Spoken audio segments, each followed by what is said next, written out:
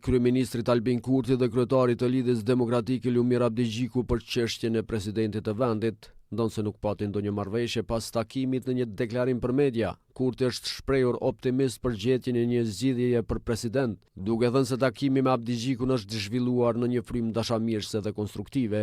I pari ekzekutivit tha se zgjedhjet nuk do të ishin zgjidhje efikase.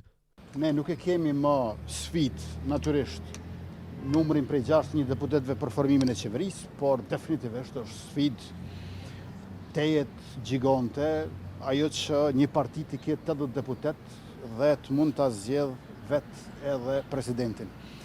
Ju e dini shumë mirë që jemi përpjekur edhe më herët. Kurti ka shprehur optimizëm se mund të arrijë një marrëveshje politike, por se theksoi se përpjekja për të vazhduar vetëm me 80 vota do të ishte shumë e rrezikshme, sipas tij për të siguruar një zgjedhje të qëndrueshme nevojiten të paktën 84 deputet.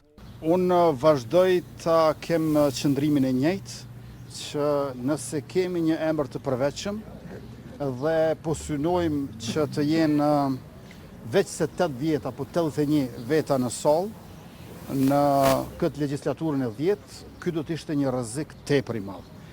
Vetëm një shumicë prej 84-85 është ajo që do të na bënte komod për emrat e përveçëm për 80 deputet që qëndrojnë në sallë. Pas këtij takimi edhe kryeu i LDK-s Lumir Abdigjiku ka deklaruar se po bëjnë përpjekje për të gjetur zgjidhje, por që sipas tij sot nuk janë diskutuar emra konkret për president të shtetit. Diskutuam për afatin kohor, kemi më pak se 3 javë ditë kohë për të gjetur një konsenzus dhe për të arritur një marrëveshje eventuale, në të kundërtën vendi shkon në zgjedhje. Zgjedhjet nuk i don askush, as Lidhja Demokratike e Kosovës. Po provojmë që nëpërmjet takimeve të zgjejmë një zgjidhje të përbashkët. Nuk kemi ndonjë lëvizje të re, ndonjë rrethant të re politike nga ky takim i sotëm. Ai ka thënë se njëherë duhet të merren vesh rreth parimeve të procesit, por në rast se nuk gjendet zgjidhje për zgjedhjen e presidentit, atëherë sipas Abdigjikut zgjedhjet janë të pashmangshme. Po përpiqemi të gjejmë zgjidhje, por derisa jemi në takime, po përpiqemi për zgjidhje. Në momentin që s'ka takime, atëherë kuptoni se zgjedhjet janë të pashmangshme. Pra, nëse s'bëjmë asgjë për 3 javë të ardhshme, zgjedhjet i kemi të pashmangshme.